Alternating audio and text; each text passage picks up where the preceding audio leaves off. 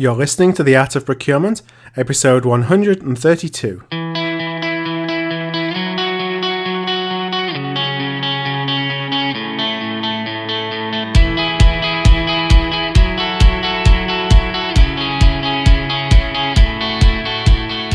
Welcome to the Art of Procurement podcast with your host, Philip Eidson. Here, thought leaders share the trends, strategies, and tactics that you can use to elevate the role of procurement and your career. Hi there, and thanks for joining me again for today's Art of Procurement interview. And joining me on the show today is Dave Quillin. Dave is the manager of procurement for Alliant Credit Union. And Alliant is the 7th largest credit union in the United States, providing a range of financial services products for over 330,000 members. They're based out of Chicago in Illinois.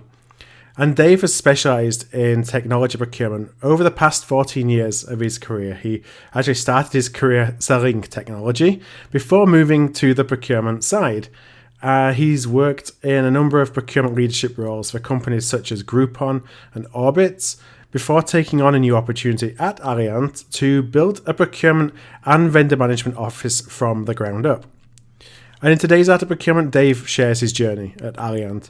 And what I really like is that Dave built his organization by first listening to the needs of the business and by focusing more broadly on value rather than cost savings alone. And in our conversation, you'll hear Dave sharing the importance of balancing process with agility, particularly in regulated industries such as financial services. And he also shares a number of the lessons that he learned along the way.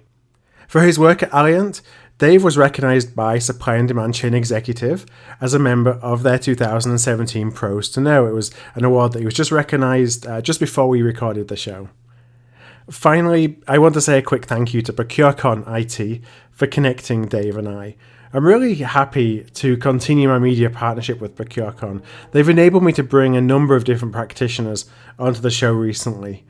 ProcureCon IT is the leading gathering of IT procurement professionals in the US. It takes place between June the 5th and June the 7th in Houston, Texas, and Dave will be a member of a panel at the event. So to find out more, to see how you can visit Dave in person, visit artofprocurement.com/procureconit. That's artofprocurement.com/procureconit. Okay, well, let's go straight into the show.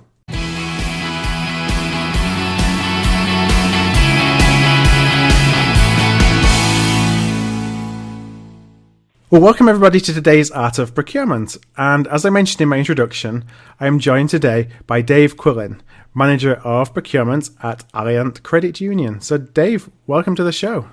Thank you very much for having me. Glad to be here. Well, I'm glad that you could join me today. And, I've been asking a lot of people on the practitioner side who have been joining me on the show recently the same first question. I'm going to do the same for you today. It's just so that really listeners can start to get to know you and understand what makes you tick. The question is, what are you most passionate about right now when it comes to the day-to-day work that you have and the impact that it has on the procurement community? That's a great question. I love that you ask about passion, and I am one who really truly is passionate about what I do as a procurement manager, mainly because I get to help put people to best and highest use, and that's a motto I stole from a former boss that I had. And what it means is that we let the business do what they do best every day. We let marketers do what marketers do best. We let tech folks do what tech folks do best. And we, as procurement professionals, get to do what we do best every day. So I really love coming to work, helping put my teams that I support to best and highest use, and that can help me and my team be put to best and highest use as we work to negotiate solutions that work well for the business. So that's really what I'm passionate about and what keeps me getting up every morning. So kind of keep out of the way for stuff, don't be a nuisance, be somebody who's bringing value, adding value to the organization and to all the stakeholders that you're working with. Absolutely, and let them know that, hey, this one part of your job where you've had to negotiate with suppliers that I know you don't like very much, and in some cases they've told me I don't like doing that. Don't worry about that anymore. You have me and my team. We're here as resources for you. we do that best every day, so we'll do that for you. Take that off your plate, and then you can add more value on the marketing side or sales side or whatever. So I have a question then. There's just kind of a follow-on from that, and I ask it because I was actually talking to somebody before we recorded about the notion of spend under management, and how a lot of times we all focus on trying to bring 100% spend under management when that's not always the right thing to do. I have my own opinions on that, but I'm interested on your perspective, whether you try to bring as much spend in as possible, or it's all about how you're adding value on the spend you are able to kind of help the organization with an influence. Yeah, that's a good question. So I think we want to know what the spend is, that what the universe of spend is, and then understand where we can add the best value. So while I won't say that I want 100% spend under management, because it's just not practical, right, but when we're trying to add value and put people to best and highest use, we need to know what the entire universe of spend is, and then we can go be targeted about this is where we think we can help, and then ask for feedback from the business partners and say, where do you want us to add value? Right. And then we can work together to add that value the most. So I don't have necessarily a percentage in mind of 80% spend under management is the appropriate number, or 70%. I think it varies from organization to organization, and as you look to build value, then the spend under management will come, and the more value you add, and if you're starting a procurement organization from the ground up, that'll be a smaller percentage, and if you're a part of an organization that's been around for years and years and years, that percentage would probably be larger. Right. No, it's always an interesting one, because I think when I set out on my procurement journey, it was all about trying to get as much spend under management as I possibly can, and then maybe as I matured a little and had more experience, and I thought, that's not the be-all and end-all. Like you say, it's really important to understand the world of spend that's out there, but that's not necessarily how you're going to make the biggest impact by trying to chase everything. Exactly. Yep. Well, when we talked before the interview, you told me that you used to actually keep a blog, and so every research you would do, I checked it out beforehand and had a bit of a read before today's interview, and I'll actually link to it in the show notes. I know you haven't updated it in a little while, but you talked about the differences of working for what you termed a new enterprise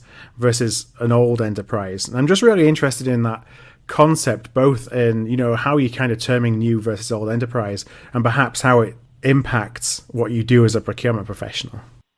Great. Yeah, the blog is out there, and as you're right, I haven't updated it in a while. But as I've been prepping for this interview, I've thought that I need to go out there and do that. So, right. But the idea for the blog came when I used to work for Groupon. I was the head of tech procurement for Groupon, and as I was working in really a startup environment, I got to think about how procurement is working with new startup type organizations, and understanding that mindset of, I have this idea, I have to take it to market, and I got to do it really, really fast before anyone else, and then where we come in and add value. So times have changed. And as I thought about this, I thought really there's a new enterprise and companies that are starting that have a very different mindset than companies that have been around for a really, really long time. And in my opinion, that really started around the year 2000. The internet really was taking off, and people were starting to really see what the power of that is, and that's continued, obviously, since then. But I really feel like with that century break, if you will, really started the new enterprise. So any company that was started from the year 2000 forward is what I consider part of the new enterprise. And then any company started before that are part of the old enterprise. And that's not a disparaging term. It's just a term to delineate the two. And so as we look at that, there are ways to negotiate in the new enterprise that are different in the old enterprise. And there are business models that folks are selling that are part of the new enterprise that are different in the old enterprise. So, for example, in the old enterprise, people bought software that stayed on premise and that you paid 20% or so maintenance in every year forever and ever. Well, in the new enterprise, you don't buy as much software on premise anymore. You now buy software that you log into that's part of the cloud, as part of software as a service. And while you either might be an old enterprise organization buying that, or you might be a new enterprise selling that into an old enterprise organization. And you kind of have to understand how these two worlds are now combining. So with these new cloud tools that are out there, they're not that new anymore, we're already in 2017, but with these cloud tools out there who are new enterprise companies, we as procurement professionals have to understand how to negotiate with these folks differently than we did in the old days, before that, when we were buying software as essentially a capital purchase with maintenance operating on top of it. Now it's a pure OpEx play or operating expense play, and there's different ways to negotiate it. So you have to figure that this is going to be a longer-term relationship, and we have to figure out what, depending on what it is we're buying and what the application is there volume that is going to be changing over time, or is it steady and will never change? And how do we negotiate based on that? How do we negotiate for the number of users that are going to be accessing this application? What about data storage? What do we do for data storage? The more data that I have in there, can I negotiate a lower per gigabyte cost or whatever it is? There's new ways of thinking that we have to apply to the new enterprise than the old. So that's really the point of the blog, is that there are just new ways of doing things and new things that folks expect when we're going through the procurement process in the new enterprise that were not there in the old enterprise. Well, I definitely recommend anybody who's listening to go and check that out. And as I mentioned, I'll leave that in the show notes, and I'll come back at the end of the show with a link of how to do so. But, I'm just all about the fact that we share some of our thoughts, and we kind of all help collectively move our entire profession together. That's kind of what I try and do here at the Art of Procurement. It was just really nice to see that, you've been doing that from a blog perspective as well. And I just encourage more people to do that, because the more we all share our journeys and our thoughts, the more it kind of helps all of us. Absolutely. And that's why I love doing your show here and writing the blog and talking to people at conferences, is that there's no one right way to do procurement, and we all build off of each other. And you say, oh, have you tried this? I've seen that situation before. Here's what worked for me, and this is what I'm seeing, and from my point of view. And I love bouncing those ideas off of folks and understanding how it can come back and work for the environment that we're in today, or in our own companies. We're talking about different backgrounds and different experiences and sharing different experiences. I know that before you jumped over to the procurement side, you actually had background in sales. I was wondering, what maybe some of the learnings from when you were in sales that influenced the way that you then approached procurement. Sure. So first of all, I'll say to all the other procurement folks out there is that sales guys aren't the bad guys. I think sometimes we go into negotiations with our guards up, ready to fight, and starting my career in sales, I think, is what has helped make me a successful procurement person. And part of it is because I have quote inside information and how sales teams work. And I know just not about how my business operates now, but I generally know how their business is going to operate and know the right questions to ask from a sales point of view. And also, it's helped me understand how to negotiate deals that are good for both parties. Mm-hmm. I know that when I was in sales, if I negotiated something that was a win for my customer and was a win for me, both parties walked away feeling really, really good about that. And so now, as I'm on the other side of that, I know that if I negotiate a deal that's great for my business and is good for that salesperson, we're going to have a better relationship. And the next time I have a need, they're going to answer my call and work with me better than the person that's just saying, hey, sell it to me for 50 cents cheaper. So we want to work together to come up with solutions that are good for both of us. You mentioned, there's something in the asking of the questions, and what questions that you ask. I'm just interested if there's anything you could share or kind of signals that you look for that help you better maybe position what it is that you're wanting. Because as procurement, we're doing a sales job too. The selling organization too. I just wonder if you could provide a little bit more context or maybe some insights into the kind of questions you would ask. So, of course, it all depends on the thing or product or service you're buying. But first of all is, how does your business operate, right? And I need to know, if I'm buying a product for something, I need to try and understand from them, okay, how does your business operate? Do you buy this from wholesale and then sell it to me, or are there 3 systems deep before it gets to the manufacturer of the thing? So how does your business in particular work? And a lot of us that are, if we specialize in certain categories or such, we probably know that already. But also understanding how salespeople are paid, and you can find that out a couple different ways. And one, I always like to talk about my experience that I was paid on margin of things when I was in sales. So I would try and work that into conversation, try and see what insight I can get into how they're paid, because that can tell you a lot about what their motivation is. And is this okay? Am I trying to sell this at the end of the month because I'm trying to hit a quota? Or are they really looking out for what is best for us as the customer and really trying to sell us a solution?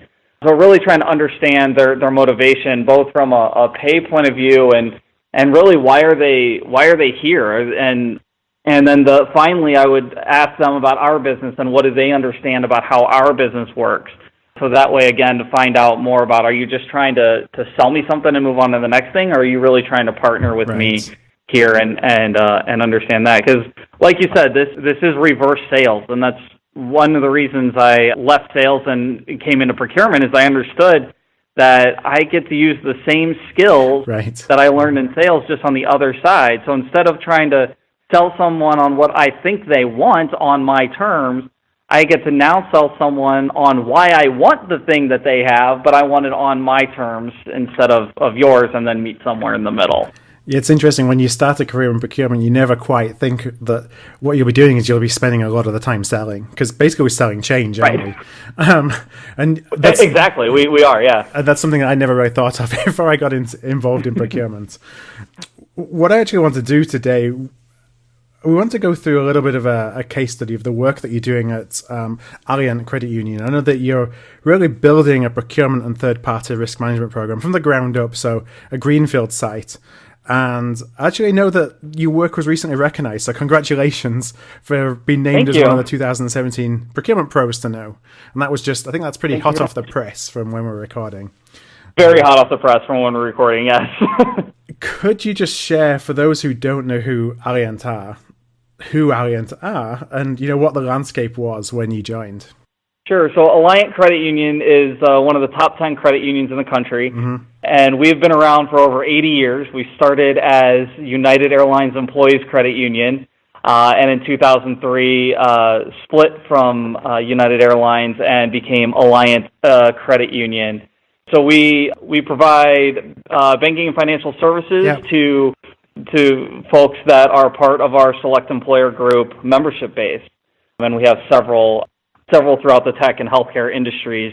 Membership is basically in the tech and healthcare industry. So that is Alliant Credit Union, and we've grown fairly rapidly over the last few years, especially since we broke away from United, and we currently are very close to managing $10 billion in assets, and as such, we have a need to centralize our procurement and third-party risk management practices so that we can better manage the additional regulatory scrutiny that is coming. So when I arrived back in 2015 here at Alliant, they had already made the decision that we needed to centralize the procurement function, and looked for me for almost a year, and then we found a great happy marriage between me and the credit union. And my initial role in charge was to start the procurement practice from the ground up, and really it was take your years of expertise and run with it. And before I'd gotten here, every business unit did their own thing, and some talked to each other, some didn't, and it was very, very siloed from a procurement side. As I progressed in that, and we saw the new regulations coming out, or the new regulatory environment, I should say, coming as we get closer to 10 billion, the executive management decided that third-party risk should also be centralized, and centralized under me and my team. And so we also took on third-party risk management, which also was decentralized, and some folks doing more due diligence than others, and now we're centralizing it, coming up with the enterprise-wide approach to procurement and third-party risk management. And we've really had a fun 18 months here doing that. And like I said at the beginning, I love what I do, and so this has been really, really fun for me. So came into that and then started building that out over the last 18 months, which has just been an incredible transformation of the organizations that'll have not only net effects for our organization, but ultimately our members, which is who we're here to serve as our members. And the better, more value me and my team add, both from a procurement side, from the cost management, but also from the risk management side of managing our third parties in a consistent way, then the more value we're able to send back to our membership. And so it really was based on regulatory requirements, was it, the burning platform, or was there still a requirement to essentially fund what you were doing through cost savings? Yeah, there was really kind of a little bit of both. The burning platform was understanding that they're growing and we can't sustain that everyone's doing their own thing.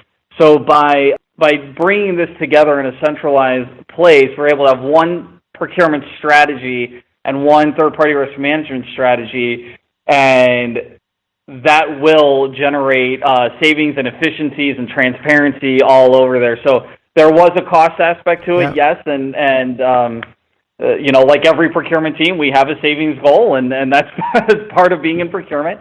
But we're able to do that in a way that builds relationships, and savings has come through this, through having a better understanding of the risks, and through having an enterprise-wide strategy, because now we're able to look at it at a higher level and say, wait a minute, did you in marketing know that you're using the same vendor as this person in sales? And, let's talk about this, and let's bring these contracts together, and we can, save a little bit of money in doing that, because we're able to bring those together, co-term them at the same date, and so on and so forth. So when you joined then, it sounded like there was a need, certainly, to bring together procurement, to bring together third-party risk management, to centralize it. Yep. But that's obviously very different from how the organization had operated up until that point in time, so I'm sure there was a lot of resistance. I'm interested, what did you do to start? Was it something that you had a mandate to go and do and you just went and started building, or did you really have to bring everybody along with you on the journey? We really had to bring everyone along with us, and I knew that going in, and I've had a really supportive management team here that understood that as well. So this wasn't done in a silo. Even the decision to bring me on board wasn't done in a silo, or the decision rather to have centralized procurement wasn't done in a silo. It was done with buy-in from everyone. So when I got here, it was very clear that the importance of buy-in was going to make this successful. Yeah. So when I started, I immediately started getting buy-in from folks, and by doing that, by going on really a listening tour of all the departments within the organization, and understanding, how do you buy things now? How do you negotiate contracts today? Here's how I can help, because some folks have been here longer than others, and some folks have worked in large organizations and small, and there's a varying level of experience throughout the organization. So some people didn't even know what procurement was and what a procurement person would do. Some folks have worked with procurement in the past and understood what we can do, and we're thankful that we were here. So we really had to go on a listening tour and understand, okay, how does this work for you today? Here's how I can help you. Here are some of the things based on what you said that I think we can add some value in right away. And now how can we work this together? And by doing that and really by listening and understanding, okay, this is how it works. So my initial idea might not work out the way I was thinking, but it looks like it'll be better if I do it this way. That has really been that's really been what's been successful here, is going out, listening, and then applying that listening to what the business units had to say. So what were some of the biggest pushbacks that you had then when you went on the listening tour? I'm sure that, you said you had a variety of different people you talked to, and some who have been in larger financial services companies would be completely kind of knowledgeable about what needs to be done because there'll be structures in place that they're familiar with, but others who aren't so much, I'm sure, had a lot of concern. I'm interested what kind of concerns, and how did you kind of, not necessarily push back, but how did you empathize and bring them along and make them less fearful of what you were trying to do? Yes, and then we did have that, of course. There were some folks that were like, you know what, I'm good, I'm cool. Right. Yeah, no, you don't, it's fine. You don't need to worry about it. Kind of don't play in my sandbox type of thing. But one of the things that we were able to counter that with was, I understand, and really, really listening, say, yeah, I understand that, because a lot of the concern was that, we're going to take away some of the relationships that people have had, and we're not going to let them talk to these suppliers that they have been talking to and built relationships with for years. And so I said, first of all, no, I'm not going to do that. You can talk to the suppliers all day long if you want. That's fine.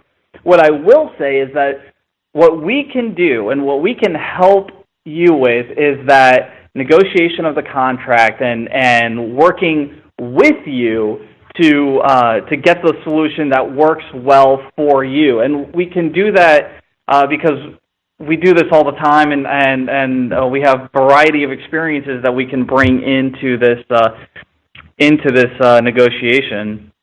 The other thing the second pushback we've heard a lot of is, you're not an expert in my area. Right. And that's true in a lot of cases. My expertise is in technology procurement. That was my sales career before I started in procurement.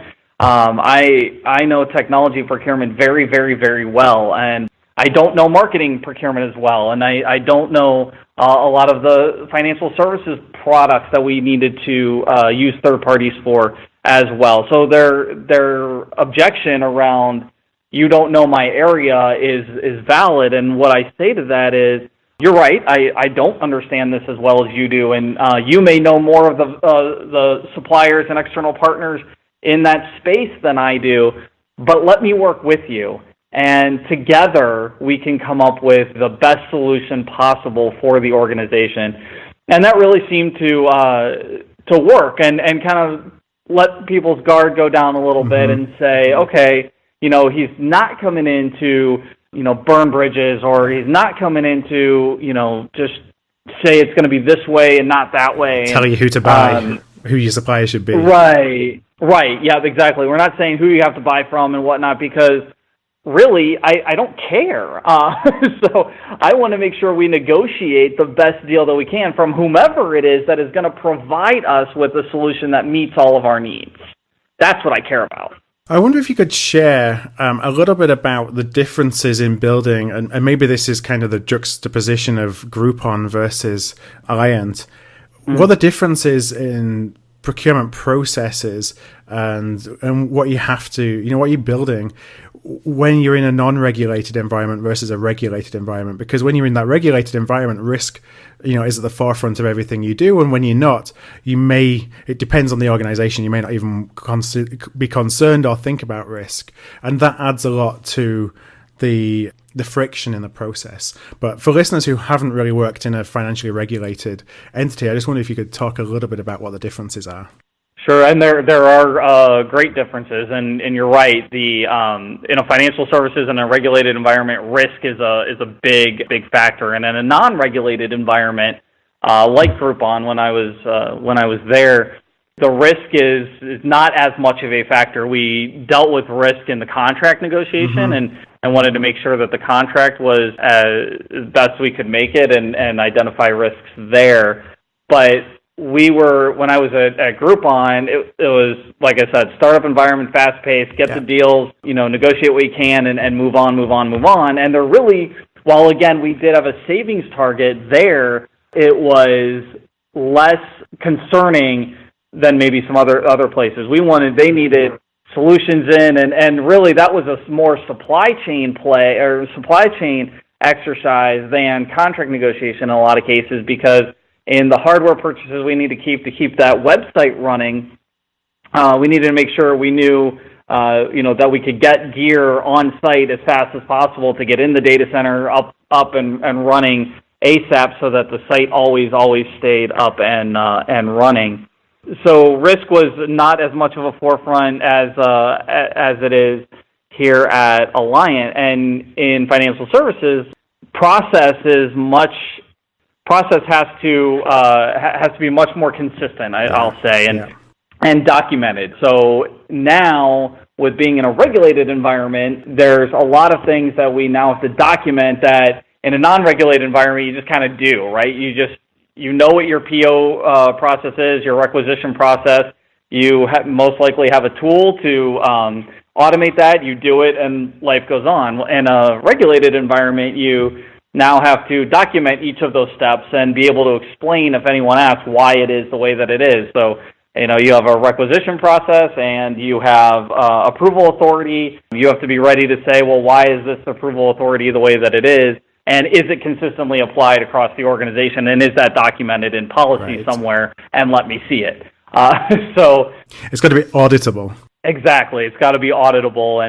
And so that's one of the big wake-up calls for me, really, was coming out of a non-regulated environment into a regulated environment, saying like, we have to do all these other things, and the reasoning why is because of all the regulations and things. And the nice thing is everyone in the organization understands that, so it's not a huge issue with anyone else, which is really nice. So those are some of the big differences that I've seen going from a non-regulated environment to a regulated environment. Yeah, to be honest, so for context, I was in a regulated environment as well, one that actually spun off from its parent company, had no risk controls. We had to take bailout money in the recession, and were basically granted becoming a bank holding company overnight. And so we had the Fed actually in our building watching us build a third-party risk management program. And it was like chalk and cheese. I don't envy that. No, it was very interesting, let's put it that way. And I think we went on the other side of the pendulum. So, we put in so many checks, balances, and controls that just brought a lot more friction into the process. So while people understood the need for risk management, you can go too far.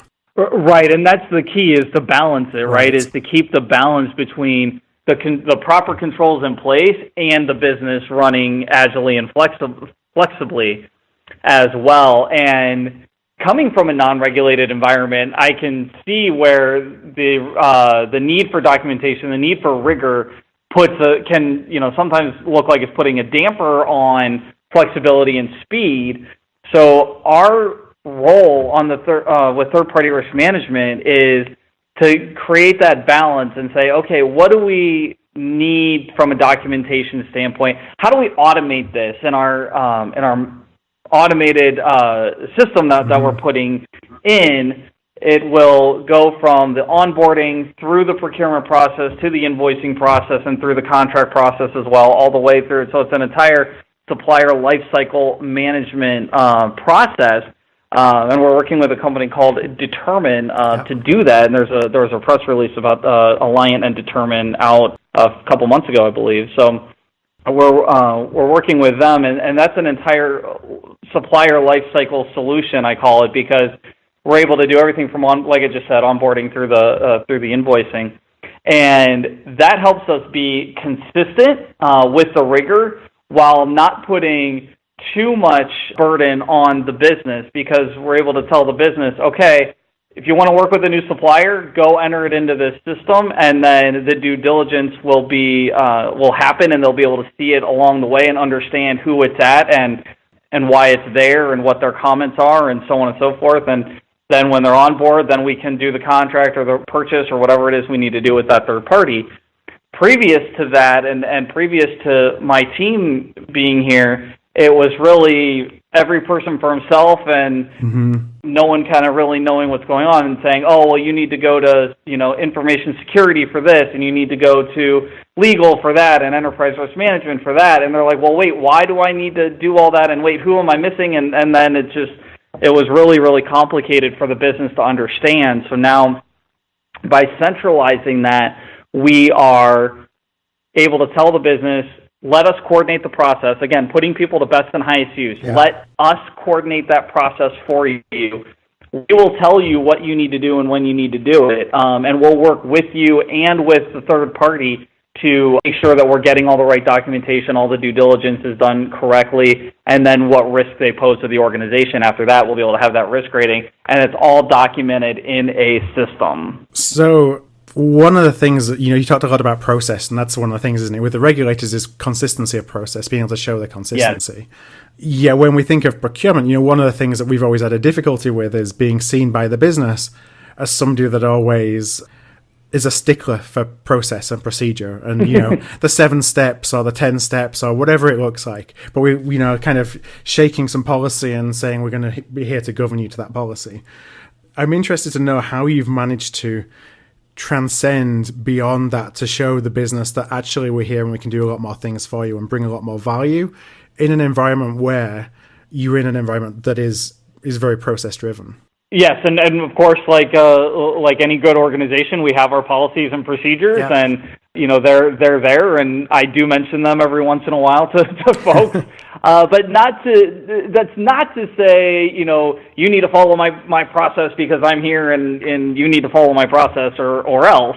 We're here to say we want to add value. We want to put you to best and highest use. So here's the process we're developing that helps you. And that's really our key message. And that really has been our thought process as we've gone through this. When we were looking for Determine as a tool, we had about 20 people on our RFP team to get buy-in from every part of the business. We wanted to ensure that we had everybody's buy-in, that everyone understood what it is they were going to do, and each one of their concerns was documented, was understood, and was put into the requirements where appropriate. And then that helped us find the right solution. And by doing that, we're able to put process in place that helps everyone and that puts transparency into the system. So now what we're able to do is able to say, we know what our third-party base is. We know the risk ratings they pose to the organization. We know where all of our spend is going, with whom it's being spent, and managers, you can go look at this information that's pertinent to you. And so we really try to communicate to folks that this is how it helps you. And we wanted to have their interest at heart. And really that was our intent, and it's shown as we've gone through this process. And by doing that, again, it'll all go back to helping Alliant members as well, so we're able to make really good, educated business decisions, even better now than we ever have before. It's interesting. One of the things I picked up on there, I think, goes right back to the beginning when we're talking about your sales background, and you're talking about selling benefits. You're not selling features. Yes. So you're telling people what's in it for them, not what can you do or what can the tool do. Exactly, and as you said too, we're in a different type of sales, us in procurement, and if we look at ourselves as we help improve business process, we help improve the value the business gets for the dollars they're spending. That's a much different way to look at procurement than I have a spend base of X millions or billions of dollars, and I need to save such and such a percentage of it. We really need to look at our business partners as customers. And I tell my team this all the time, is that we're a customer service organization. Yeah. We are there to serve our business partners, and we need to serve them as best as we possibly can. So that's so important. We kind of lose sight of that. And that's something that has me banging my head against a brick wall sometimes, is when we feel like we're there and we're empowered by mandates or by processes and procedures. At the end of the day, the business has choices of how they use their time and who they work with, and we've got to compel them to want to work with us. Yeah, and there's a lot of procurement outsourcing out there, and there's a lot of things in there. And I had a CPO tell me, actually when I was at Groupon, the CPO that was there at the time said, we need to make ourselves non-outsourceable. We need to add so much value to the business that they wouldn't even think of doing that, because our CFO is getting those calls every day. Right. And I'm sure, mine here at Alliant, my CFO here at Alliant is getting those calls every day saying, we can do this for you and do it better, cheaper, and whatnot. And yet we, as procurement folks, need to add so much value that those calls don't make any sense anymore, because why would they go anywhere else? I've probably made some of those calls myself. I've been on the procurement BPO side as well. And, the one lesson that I learned from, I've been a client and a provider of procurement outsourcing, one of the things that I would always encourage you never to do, and any organization never to do, is, don't outsource the relationship management. Really focus on relationship management, because that's something that can never be replicated by a third party. Absolutely. No, yes, I absolutely agree with that, is that the relationship management, both internally and externally, cannot be replicated. And when we do that, when we have our business partners' best interest at heart, the process is going to come. The savings will come. And when I started here at Alliant, I was given a savings goal, and great, and we exceeded that savings goal. Not because we beat up every supplier that came through here. There are deals I left on the table. There's money I intentionally left on the table, and I'm sure every procurement manager is banging their head against their desk right now as they listen to that, saying, you left money on the table. What are you, crazy? But I did it to build a relationship, and that's come back, and folks have said, oh, well, I know how Dave can help me now, and so I want to go to him. And then that's where we're able to add even more value, because they know we're going to look out for their best interest and for the best interest of the organization. Yeah, and by doing that, then allows you to add more value, up that continuum, up that value curve. If you just beat up all the suppliers and take the money that you can on day one, that's great. But over the long run, that's not going to position you to be able to help the business. Right, I can do that once, and then I can't do that again, and then what happens the next time, and the next time, and the next time? So, yeah, we have to do it with a win for everybody, and we've all gone through negotiation training, and we've all had, I'm sure, different or the same negotiation trainings, but really when both parties walk away feeling like they each got something of benefit. And again, that we negotiate all the time with internal folks and external folks, and no matter what, when both parties walk away saying, I feel like that was a good discussion or good negotiation or whatnot, you will be successful in any negotiation that you go into. Yeah, this actually goes back to, again, the sales discussion at the beginning, and I was going to ask you at the beginning, and then the conversation went in a different direction, but it's nice to kind of bring it together. Is there such a thing when you're on the sales side as, having customers of choice? Because it's something that I see so much debate about. My perspective has always been that, yes, there is such a thing, but I'm interested in your perspective. I agree. I think that there are customers of choice, and when I was in sales, there were definitely customers I liked working with more than others. And there are those folks that I still remember today.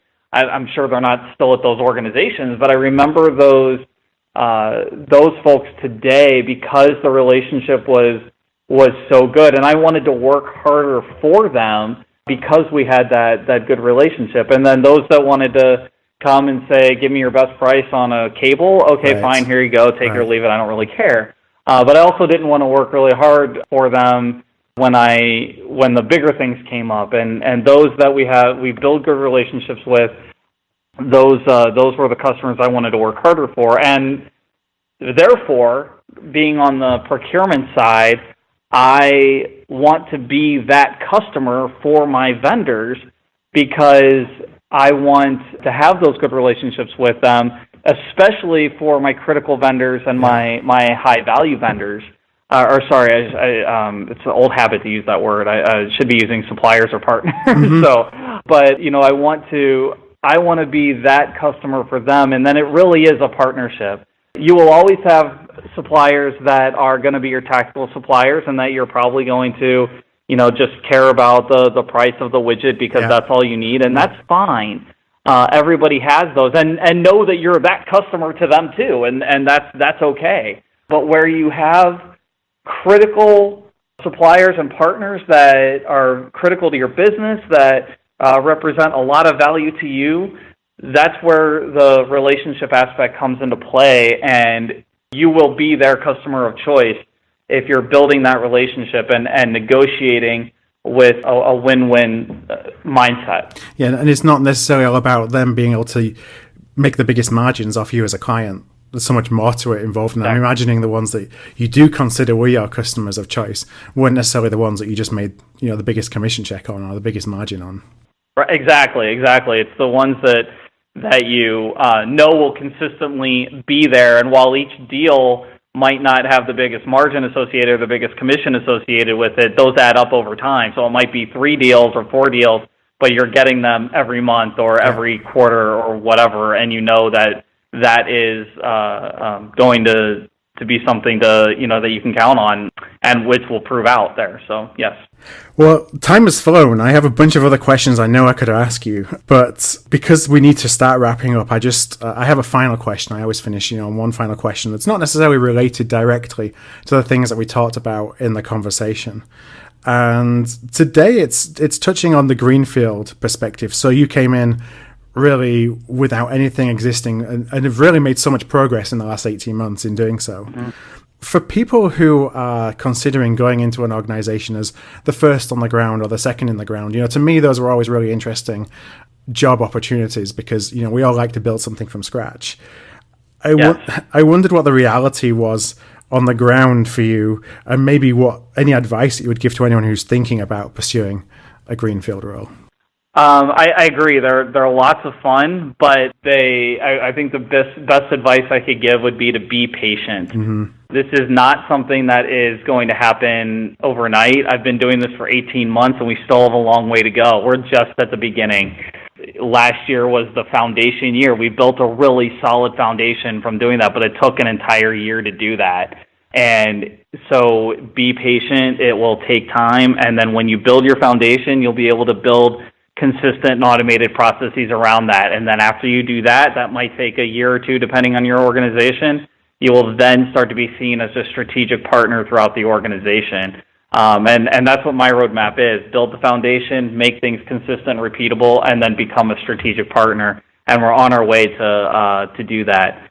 The other piece of advice I would give is to listen to your business partners and understand their needs. And like I said earlier, when you listen with a goal to understand and then show your business partners you're going to do that, they're going to come along with you. And if you're in a greenfield opportunity, you really do have a shot to do something, and listening is a great way to do that. And also, I'm a fan of the play Hamilton, mm-hmm. So I will throw out the one of the lyrics from I think the second song in that play is "Don't throw away your shot."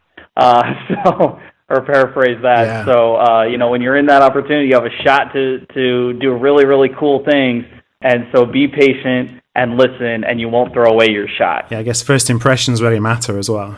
Absolutely. They really do. And people remember that. And they will remember the meeting in their office when you listen to them. And then the next time they see you, you'll have pleasant conversation with them, and they'll start to think, oh, wait a minute, I want to bring this up to you. I just had, a meeting about this new thing we're doing, and how can you help me there? Or when should I involve you? I get a lot of those questions. I just had that question today. Like I said, I've been here for a long time, and I had a question today saying, well, do you want to be involved in this stage, this early? And and I said, yes, early and often. Involve me as early and often as possible.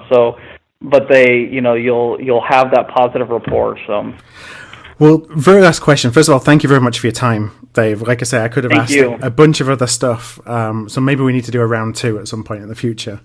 But that'd be great. I'd love this conversation. This has been awesome. Update us on your journey. where can listeners find out more, or where can they connect with you if they'd like to, reach out, get in touch, just to learn a little bit more about your journey?